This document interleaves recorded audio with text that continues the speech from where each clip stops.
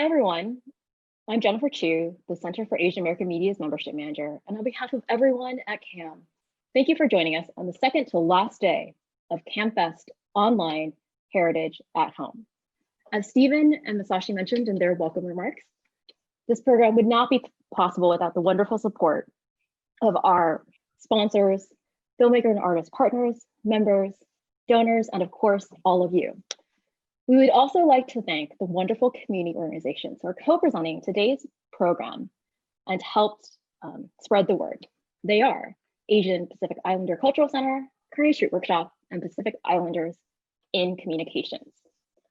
If you aren't currently a CAM sustaining member, I hope you'll consider joining at our website, cammedia.org, or contact me following this program. I'd be happy to tell you more. Support of members and donors help make possible programs like today's.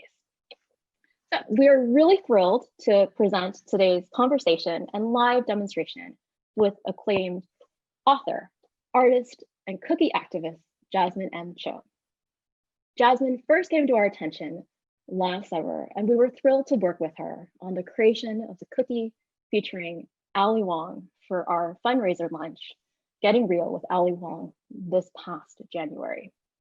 Her incredible portraits of Asian American leaders and historical figures have been featured by such outlets, including NPR and Food Network, among others. So the way today's program will work is that I'll start off the conversation by asking one or two questions, and then I'll turn it over to you all for your questions for Jasmine. If you haven't already done so, I encourage you to submit your questions using the box below the video player. Following that, we'll turn it over to Jasmine for her live demonstration and be it. So, and last but not least, before I start, CAM is thrilled to announce that inspired by Jasmine's artistry, we're gonna be launching a Who's Your Hero cookie decorating contest. So basically all we ask is that you select someone who you consider a personal hero and decorate a cookie in his or her honor. You'll enter the contest by posting the photo of your cookie to Instagram using the hashtag CamFestOnline. Please submit your entries by May 31st. 3 winners will be randomly selected and notified during the first week of June. Each winner will receive a copy of Jasmine's first children's book, Role Models Who Look Like Me. Okay, and I think with that, we'll get started. Welcome, Jasmine. Thank you so much for joining us today. It's really an honor and a thrill to meet you and to see your work in action. Thank you. Thank you so much for having me. Yeah, so awesome. So I'm gonna start off with one question. Can you tell us a little bit more, especially for those who may not be familiar with your work, about your journey to becoming an author, activist, and author? Yeah, absolutely. So hi, everyone. Again, I'm Jasmine, and I'm coming to you from Pittsburgh, Pennsylvania, which is known as Mr. Rogers' neighborhood. I'm super excited to be here. For those who aren't familiar with who I am, I tell everyone that I'm a baker turned artist turned cookie activist. And what that basically entailed is I started an online bakery back in 2015 called Yummy Holic, and I had specialized in custom cookies. And one day, shortly after I started my business, actually, a friend asked if I could put her face on a cookie. And I did, and those cookies just went viral immediately. So I felt like, oh, wow, people are really paying attention to these face cookies more than any of the other baked goods or anything else that I've ever created. So that's how I felt like I stumbled upon this very unique platform where if people were going to look at faces on cookies anyway, then I wanted to make sure that they were seeing and learning about the faces that I wanted to see represented more in the media. Again, I mentioned I'm from Pittsburgh. This was around 2016 to 17. Even then, I just felt like, where are the Asian Americans in our local stories and our media. So that's when I first started to intentionally create portraits depicting Asian Americans and Pacific Islanders in sugary form.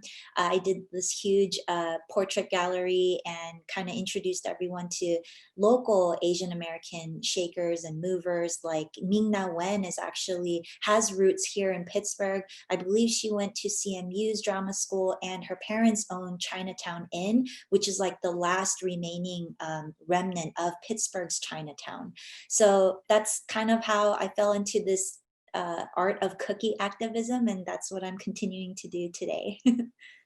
Oh, fantastic. Thanks so much for sharing a bit more about your background and your journey.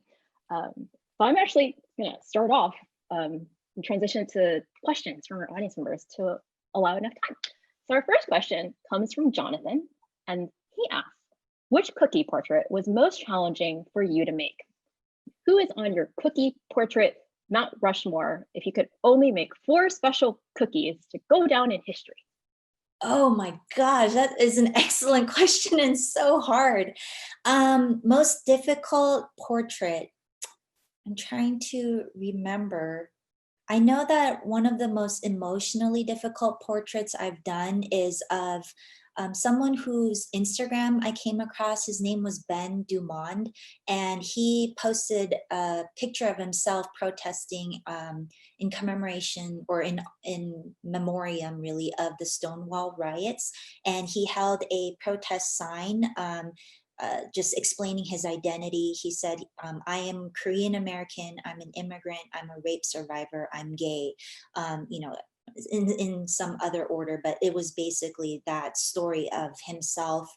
And I just remember it was really emotionally heavy for me as I was recreating his portrait into a cookie, because this art on my cookie really turns into a very sort of meditative process for me. So as I'm creating the portrait, I'm really thinking about his story a lot. So I remember that was one of the most memorable, emotionally difficult ones that I've created.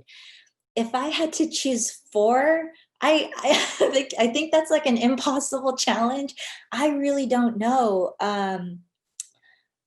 Oh my gosh, I don't know if I can ever really pick 4, also because you know, I just feel like there's so many Asian American heroes and sheroes who we're still excavating. Like there's so many that I'm finding out about daily. So I don't want to pick 4. I know maybe I'm copping out here of that question, but I think that'd be just really, really difficult to choose. Is that okay? I don't know if that's an acceptable answer. No, I think that's totally, I mean, given, as you said, how many heroes and just leaders there are out there. Yes, I can't imagine, totally understand why it might be difficult for you to just pick 4, but I mean, Right. great question nonetheless. I think my next question, I mean, following up on leaders and folks you've profiled on your cookies, can you tell us more about what it was like to create the cookie that you made for featuring Ali Wong? Yeah. Our fundraiser? The Ali Wong cookie, oh boy, that was really actually difficult for me to make, because I think I can't remember the exact quantity, but I think it was close to 75 or something like that. I actually have it with me right here for anyone who might not have seen it, but this is what it looks like. So it was especially difficult. So going back to that question, what was a difficult cookie? Any cookie that is not just the face, but incorporates the body, it's just that much more detail that I have to do. It's so much more time consuming. So I just remember that this was super hard to do, especially because you can see, you know, her face, like the area of her face is kind of smaller. So any kind of smaller surface area that I'm working with is actually, it's just like, it strains my eyes to do it, but they were super fun to create. I did this one on a vegan cookie too for the first time. I never really experimented a whole lot with vegan cookies, but I still need to tweak that recipe because they're very oily. They're still oily, even though this is from January. Oh, They're fun.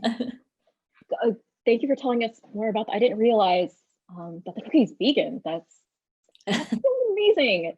Thanks for all the time and care that you put into creating that cookie. I know that when we shared it with Ali Wong at the event, I mean, she was really thrilled, as you probably saw from the pictures in our report. So thanks so much. So we actually have another question. So it is, have celebrities seen the cookies you have made of them? And have you received any fun or interesting reactions? Yeah, actually, most recently, I did a whole series for the PBS documentary series called Asian Americans, which featured several well-known people like Tamlin Tamita. And I know I'm not as used to Twitter, but I tweeted it, and she tweeted back, and she was like, oh my gosh, like she was talking about how it made her cry first thing in the morning when she saw it, and how I can't remember her exact words, but it was along the lines of how our stories will continue to be shared and how important they are, because you know, her story also includes a connection to the Japanese internment history. So yeah, that was one of the celebrities, I guess, who responded, but also Viet Thanh Nguyen also was like freaking out about his cookies. And Christine Sun Kim too, if you remember, she was the first Asian American woman to sign the national anthem at the Super Bowl, and she also really flipped out because I didn't only do a portrait of her, I actually did a whole stop motion cookie animation of her signing America the Beautiful. So I remember her also responding to me, and all their reactions tend to be like, oh my gosh, and like really freaking out. So but beyond that, I also want to mention that what's been really moving and really like heartwarming for me is when relatives of certain people I've depicted who might not be your celebrities, but like for instance, Betty Ong, who was a Chinese American flight attendant who lost her life on flight 11 on 9/11. When I shared her portrait, some of her relatives actually reached out to me. So that's super meaningful that you know, when they reach out, they're like, wow, thank you for, you know, making a cookie portrait of someone who we wish were remembered more. So those are definitely rewarding moments for me when I connect with the actual people or relatives of. Oh, yeah. And I mean, thank you so much for creating those cookies for the Asian American series. I mean, it's been such a groundbreaking and landmark program for CAM and the community, and it's great to have that complement the launch of the series and have another way of honoring the people and the communities whose histories are shared. Great. So our next question is, you seem really interesting, but this person doesn't know much about your cookies yet. They ask if they can see more and where they can see more. Yeah, absolutely. Well, I have a few that I'm going to show. I'll show them a little bit later during the demo, but if you follow me on Instagram, that's where I tend to post all of my work. It's at Jasmine M. Cho. M is for my middle name, Min. So it's like Jasmine Min. But yeah, that's where I tend to post all of my cookie portraits along with stories. But yeah. Fantastic. Okay. So our next question is, how do you select the people who you feature on your cookies? That's a great question too, because there's still so many cookie portraits that are on my list that I want to depict, but it just kind of, it depends on, I guess, how I get personally inspired. And that could just, the reasons for that just really range. Again, like Ben Dumon's story just immediately connected. I guess as a fellow Korean American, he was also from Hawaii. I used to live in Hawaii for a bit. And yeah, so it really goes off of maybe sometimes it's inspirational, like, oh my gosh, but sometimes that inspiration is rooted in frustration and anger. Like, again, I mentioned Betty Ong. I was really upset because when you think about the 9/11 hero stories, you rarely hear of anyone of color. And especially there was a Chinese American person who it was her call really that led to the first shutdown of all domestic flights in our country, potentially saving hundreds of other lives that were in danger that day. So a lot of my work is really about pushing forth or elevating representation of people who I want to being seen more. But then, of course, sometimes I just do it out of fun, like Keanu Reeves. It's just fun to do. And I did a little stop motion of him getting punched in the face based on Always Be My Maybe. So, yeah, sometimes it's just purely, I'm like, I want to do this for fun. Sometimes it's out of anger, frustration. Sometimes I try to do something that's timely. Yeah. Thank you. Yeah. So our next question is, and I think we'll probably only have time for just a few more before we have to transition to your wonderful demonstration. Diane asks, has your cookie activism changed in the wake of COVID-19 and the onslaught of xenophobia towards Asian Americans? And were cookies always your favorite, or were there other baked goods mediums for activism for you? Definitely, again, like when I mentioned, sometimes I create things that I feel are timely with what's going on in our world. So I remember this was early March, even before I feel that the anti-Asian racism and xenophobia really reached the height like it's at now. And what came across my feed were these portraits of nurses in Wuhan who were showing their faces being deeply scarred by wearing all the protective gear on their faces. So I created a series of portraits depicting these nurses, and my whole message with that was the same faces that you fear are the same faces of the people who are working tirelessly to end this for everyone. So yeah, I definitely did something related to that. And to be honest, a little bit after that, I went kind of quiet. I wasn't creating. I think this is really important to say, actually, because right now I'm creating a whole lot, but there was a good like month or more where I couldn't create. I was honestly a bit depressed. I had to unplug. And it was, you know, really hard on my personal mental health too, to keep seeing what was going on with our Asian American community being physically, verbally attacked. So I had to take a little bit of a break, but then came May, you know, where we're celebrating our history, our roots. So really, I have Cam, you know, you all to thank for commissioning me. You really kind of gave me sort of a push to get back into creating. And once that like momentum built up, I was able to just get back to doing what I do. And I think what also helps is everyone's feedback has been so positive, and how you know, I honestly question, I'm like, oh, do my cookies even do anything? They're just cookies, you know. But the overwhelming feedback I consistently get is that these cookies are just giving people a sense of light, and you know, just a sense of hope and fun, and something just light but also meaningful at the same time. So again, palatable, digestible information. So I'm really grateful for that. I forget the latter part of the question. It was So the last part of the question were cookies always your favorite oh, right. media, baked good medium or form of Yeah, you know, activism? yeah, it's interesting. I think I liked baking in general. I first learned how to bake on my own in high school. My friend at the time taught me how, but ever since then, I liked baking all sorts of stuff, primarily for eating and for sharing. But when it came to actually creating art on baked goods, I felt like cookies were always the easiest for me to be the most creative with, maybe because of the flat surface, I don't know, but I really connect most to this medium compared to any other sugar medium out there.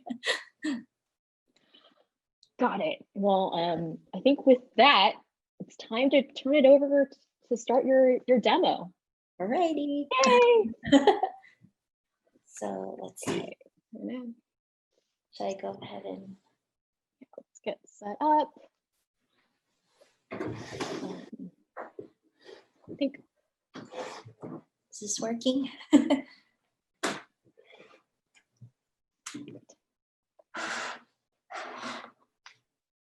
Everything good? All right. Let me just make sure everything is working. Okay, so like I mentioned, we have, these are some of the cookies for any of you who haven't seen much of my work. These are just a few I've done recently during February, which is, Black History Month. I try to depict different Afro-Asians as part of Black History Month, like Anderson Paak, who is part Korean. There's Sugar Pie DeSanto, who is part Filipino and part African American, a powerhouse actually in the 1960s, who sang with Etta James. So I wanted to depict them, but this is just some examples of work that I've recently done. Let me clear these away. But for today's demo, what I wanted to show is a new Ali Wong cookie and show you just step by step how I create my cookies. So Ali Wong has, if you follow her on Instagram, she's been posting these selfies during quarantine where, I mean, they just speak to me because I look like this pretty often, especially over the last 3 months. But so what I typically do when I start a portrait cookie is sometimes I'll use a direct photograph, but other times I'll draw out someone's face, like what I've done with Ali here. This is based on one of her quarantine selfies. And it's just regular cardstock, and I tend to simplify the portrait in black lines, marker lines like this, just so it's easier for me to trace later on. So this is the design that we're going to turn into a cookie. What I use this for is a, basically a cookie cutter or cookie template. And I have our blank cookie canvas here ready to go. So what I essentially did is I used an X-Acto knife to cut out the shape in my cookie dough. And I like to use this X-Acto knife because it's just really easy to control my cuts a little bit better than, say, like a knife. And then you'll see here on my cookie, you might be able to see lightly that I've outlined a little bit lightly her face and hair shape. And what I use for that is what's called an edible ink marker. This is called a gourmet writer. Sometimes they're called candy writers or food markers. But I'll go and use this to, lightly outline the basic face and hair shape first. And sometimes I use, I'll make chocolate sugar cookies, which are a darker dough. If that's the case, I just use a black marker. But that then helps me to go in and start my base coat. So actually what I wanted to show you for anyone who's interested, this is some of the icing that I prepared for Ali. The right consistency that you want for your royal icing, and royal icing is just typically the traditional icing you use for decorated sugar cookies, is when you put like a knife or a spatula down like this, the best consistency, or at least the consistency I like to work with, is when the icing will then come back together in about 10 seconds. If it stays too long, it means your icing's probably too thick. If it goes back right away, it means your icing is too runny. I think around 10 seconds for the icing to come back is the most ideal consistency. It's what I typically use. So I wanted to show you all that. And what I'll go ahead and do now is base coat. And that just means I'm going to put down the first layer of icing. So I'm just following the lines that I've created for Ali's face. And with the consistency I just explained, if you flood this in like this, it will avoid like the outline lines from hardening, which I don't really like. I like having a very smooth surface for my cookies. So what I do from here now is use this tool, which is called a scribe tool. It's just like a pointy metal tool. A toothpick should work perfectly fine as a substitute, but I go in and this helps me to spread the icing, but also to help pop any air bubbles that might form as I'm spreading the icing. So I just try to spread it like this. And when I'm done, I also like to give it like a little shake, just so I make sure that it's evenly spread out. So typically what I do here now is I'll wait a couple minutes for this to set. And I don't know if you'll be able to see, but I have like an outline of her ear here. I'll wait for this section to set, meaning for it to dry a little bit before I go in and put her ear or ice her ear in. And then because this is a lighter shade of icing, I'll wait much longer for this to completely set, maybe 20 minutes or something like that, before I go in and base coat her hair with the black icing. The only reason for that is I don't want the colors bleeding together. So like TV magic, I went ahead and prepared the next step here. So you can see that now her face is completely base coated and so is her hair. What I was trying to say is if you let it set, you can see sort of like natural lines form. So like with her hair, for instance, I piped this in first and then this section, let it dry a little bit, and then I did these two so that you can see a little bit of lining there. And because I intend to go in and draw wild strands of hair around her face, I left it like this with a lot of empty space around. But so right now, what the next step is I'm gonna go back to tracing this image onto my base coat of icing here. So what I use is actually a mini projector. It's called a Pico projector, I think, that I use. Honestly, in the beginning, I did freehand all of my portrait cookies, but once this became my most popular product, it just became really inefficient. It was super time consuming for me. So now I do make use of a projector, and I'll go ahead and try to demonstrate what that looks like. So I'm turning on my projector here. Let me see if it'll work. All right. So I'm just gonna put the settings. And I really like this projector too because it's got like a little USB. So I just put in my image file through the USB. And then we can see Ali Wong's face projected onto my cookie. Let me see if you can all see that. Let me dim my lights a little bit. So you can see again, that's my image projected onto my cookie. Now what I use is, this is actually vodka. It's cheap vodka. So I typically use a clear alcohol as, you know, I use my food coloring as watercolors, except I'm using alcohol instead of water. The reason for that is because alcohol tends to evaporate and not mess with the texture of my icing. And the colors that I like to use when I'm outlining or tracing the facial features is what's called an ivory. This is both light and dark enough. So if I use this ivory color, it'll stay light enough later so that doesn't show up too much and clash with my icing, but it's also dark enough for me to actually see. So what I end up doing is I'm just diluting my food coloring here with some alcohol, and I just lightly trace over my design. So what I'm using also is actually just a normal art paintbrush that you could get at any art store, but I typically like to use a really fine tip so that I have control over what I'm doing.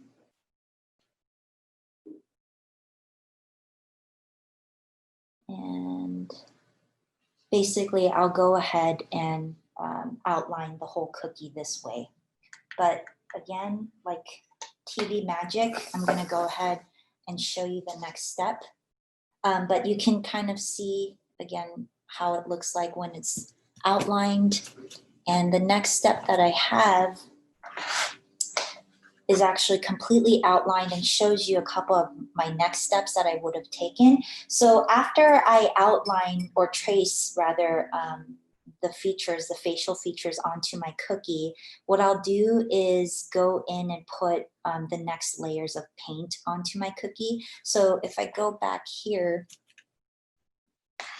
what I've ended up doing is put in whites of her eyes, and I ended up painting on her eyebrows. So, and I also put the strands of hair in icing. So let me see if I can show you a little bit closer the difference.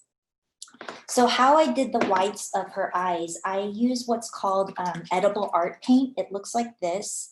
And I really like using this for the whites of my eyes, or even like if I'm drawing a smile on a cookie, for instance, like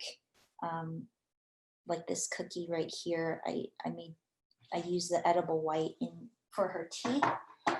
It leaves a really nice opaque color.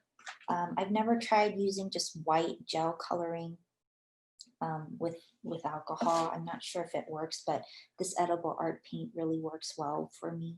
So I'll follow and put these little painted details on. The reason for that, again, is I just want the painted detail to have enough time to dry before I go on top of it with some icing.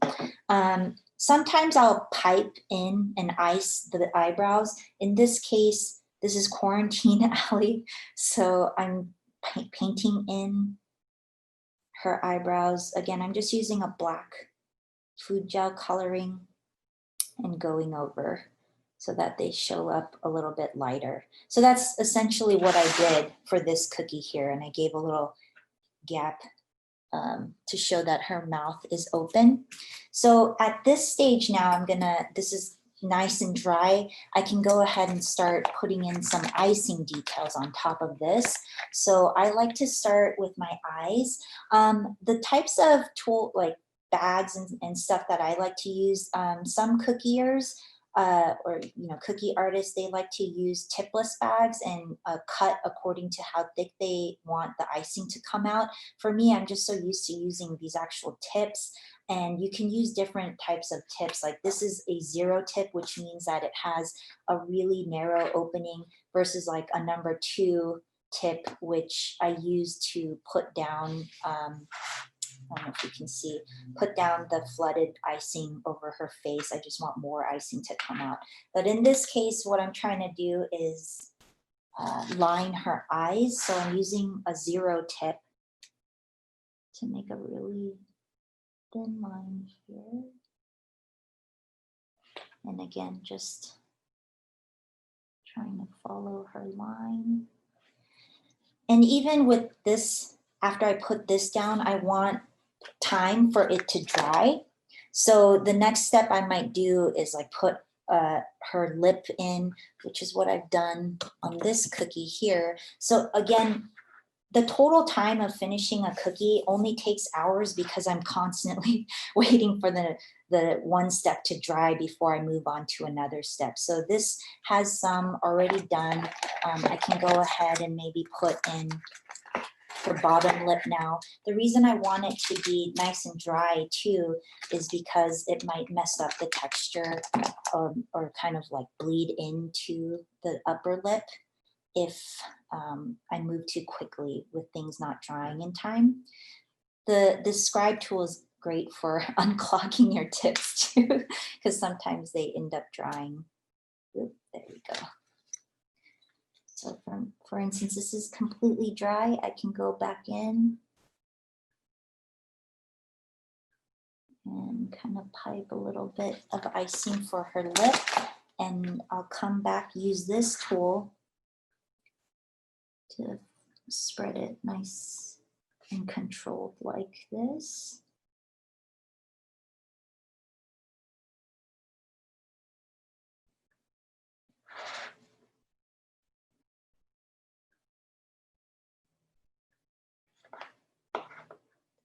too bad.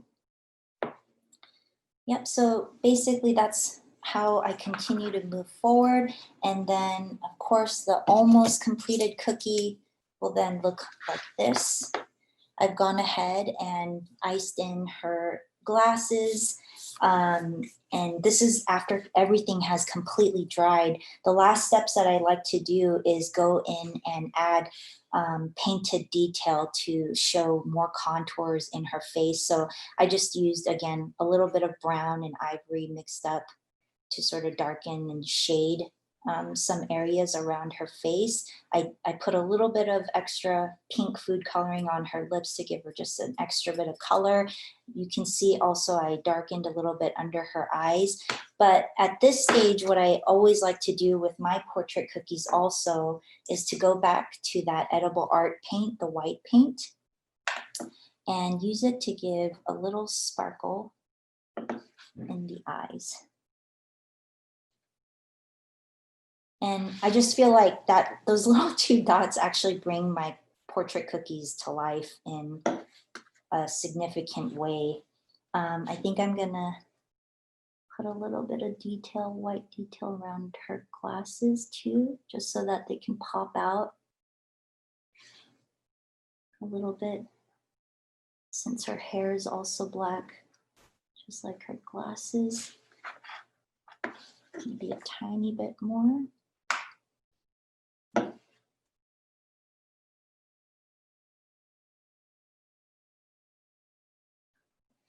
Yeah, quarantine alley look is many of our looks right now, I think. You know what? I think I'm going to do one extra detail. So there's something called clear piping gel. I think I'm going to try, which just kind of makes things a little shiny. And if I'm going to be extra true to the quarantine look right now, I got to make this hair shine a little bit because we haven't washed our hair in a while.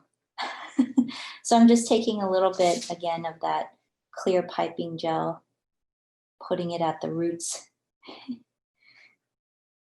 And this is kind of how I have fun with my cookies, a little extra details that I could have fun and freedom with. And I think that looks pretty decent enough. What do you guys think? A little bit of shine here and there. So there is the Ali Wong quarantine look. I'll post this up again later on my Instagram as well, probably with one of my own selfies of full-blown quarantine look. But with this aside, what I also wanted to show you all, I really encourage you all to to participate in the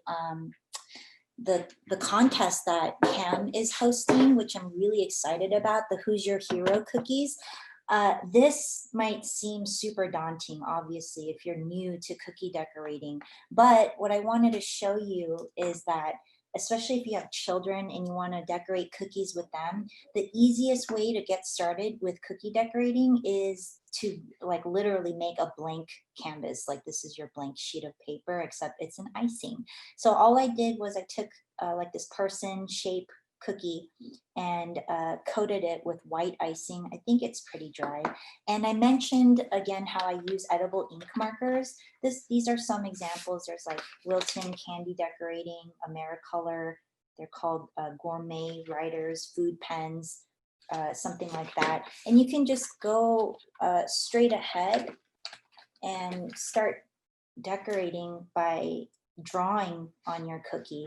Again, even if you just do stick figures, that's totally fine. I don't know who to draw, so this is just going to be random person.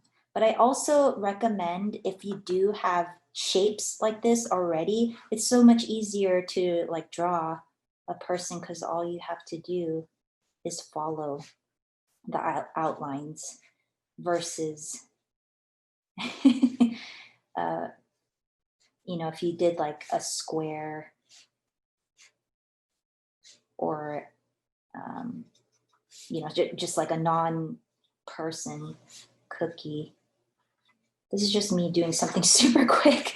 We'll give them some hair. So yeah, this is like probably the most accessible way that you could decorate a person cookie, your hero cookie, especially with your children. But if you don't have edible ink markers, the other way to do it, I've been showing you how I paint on my cookies.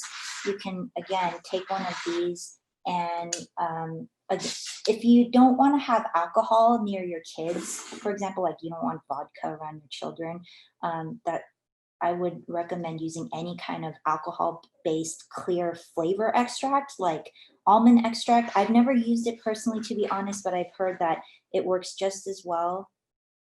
And again, you could just paint directly onto your cookies using food colors. And I highly recommend that you use gel colors. Let me see. So gel colors will look kind of pasty, but this is one example, a Wilton.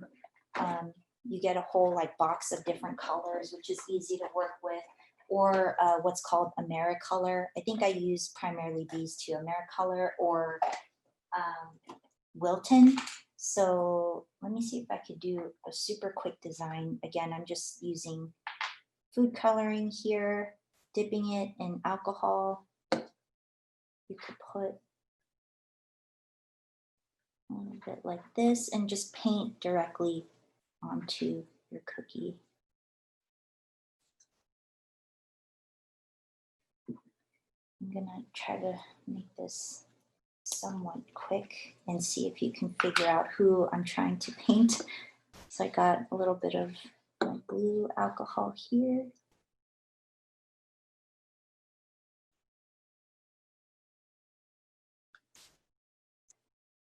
So again, super accessible, easy way to get into cookie decorating.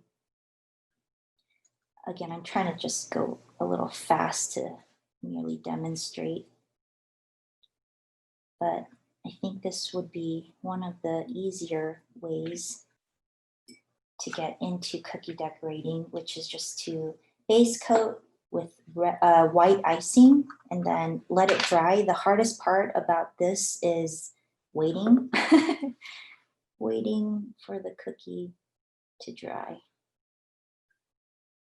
I'm doing a very simple version here. I don't know if anyone can guess yet who I'm trying to depict on this cookie. Super simple.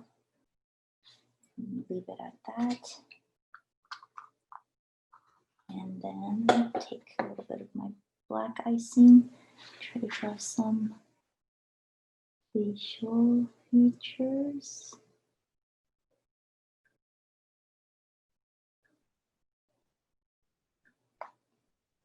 And maybe you can kind of recognize that this here, or Shiro, I'm depicting is Yuri Kochiyama, whose birthday we just passed on the 19th. So this is another way you could just go super simple with an edible ink marker, or get a little bit more creative, have some freedom and paint in your cookies.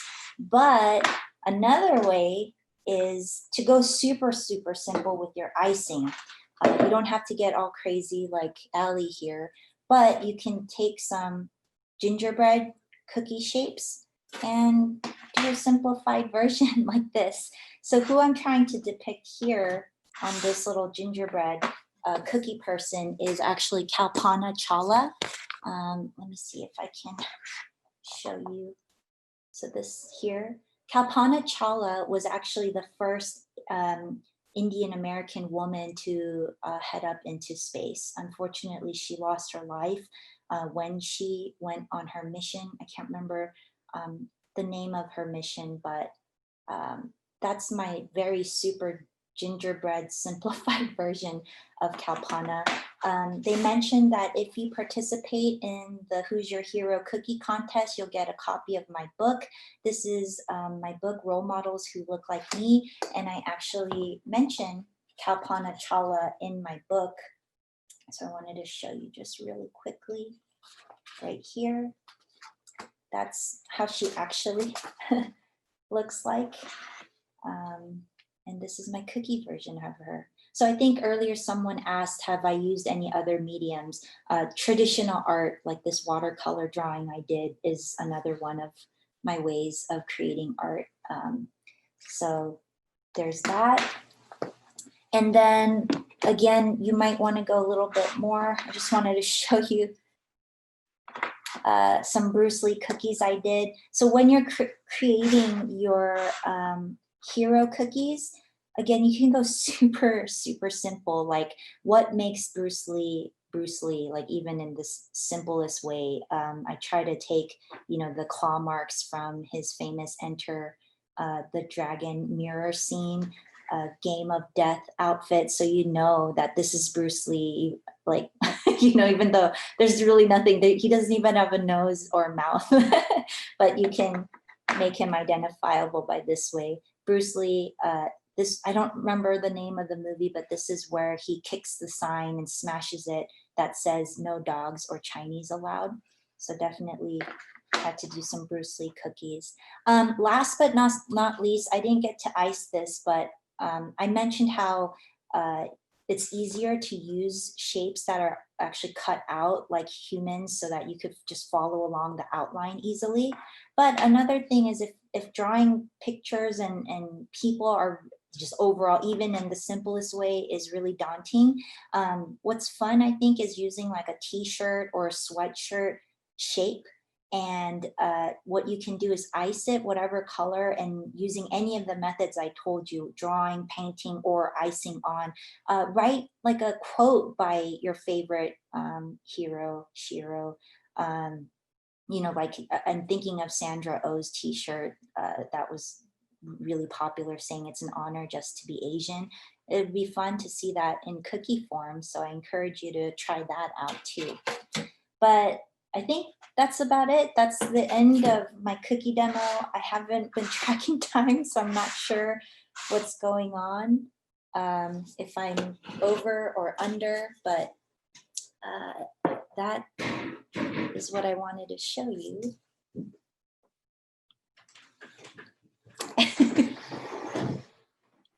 Oh, thank you so much, Jasmine. That was amazing. Wow. I think I had a sense of how time consuming and labor intensive this process was, but I don't think I really fully understood until just watching your demonstration just now. And I think that leads, I think we just have time for a few more quick questions. And I do want to make sure that you have time to share with our audience how they can continue to follow and support your work. But do you have any help with your business, or is it just you? Yeah, to be honest, that was actually, I'm glad you asked that, because what happened is I was struggling to scale my business because this, again, like you mentioned, it's very time intensive. It's highly detailed work.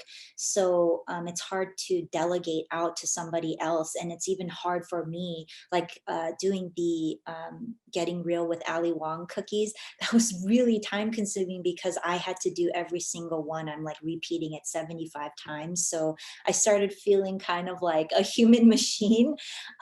So with all that being said, I ended up actually going back to school to study art therapy. The reason being that this work of creating art on baked goods felt highly therapeutic to me. And so I had actually wondered if there was something called bake therapy, which there isn't right now. Everyone is baking during this pandemic and intuitively knows how therapeutic it can be, but I really wanted to find like a research-based field that I can get into. Art therapy ended up being what I felt was the closest connection. So I'm right now at Pratt Institute, actually based in Brooklyn, but it's a low residency program, getting my master's in art therapy with the goal of, kind of switching my career trajectory from just baking these cookies to hopefully contributing to a field of bake therapy. Even the sense of activism is therapeutic to me. Yeah, I think I read something earlier today about how when people of color are in therapy, just to tell them to meditate might not be very effective, because part of our struggle, our mental health issues, is so systemic. We're going through so many different things that we need more tools and outlets to actually deal with that. So even though I'm just doing something as simple as making cookies, and kind of finding a voice through this has been highly therapeutic for me as well. So that's kind of what's going on right now. Oh, I think that's so amazing, because mental health is definitely very important in the Asian American community, and the fact that you are trying to explore this other path to expression and supporting community is really amazing. We're looking forward to seeing where you go next with that. And I think we are running a little bit out of time, but I did want to make sure that you have time to share with the audience how they can continue to support your work, buy your cookies, your books, and even if you have any tips for folks who are interested in kind of creating cookies with their family and their loved ones, if your website has suggestions for equipment and tools, and including some of the items that you mentioned today. Yeah, absolutely. So again, kind of like my Instagram handle, Jasmine M. Cho, that's my handle for Twitter, for Facebook, and it's my website, so jasminemcho.com. I actually just recently put up a recipe for mindful baking, and you can read all about what I mean by that. I just want to distinguish it as in you set some intentions and goals for when you bake, but that will be up on my website. There's also my sugar cookie recipes actually, and the icing recipe that I used are all up on my blog, on my website, so you could take advantage of those. They're the same recipes that I've used for my business and to win on Food Network, so take advantage. Yeah, you could make that. It's completely out there now, no secrets.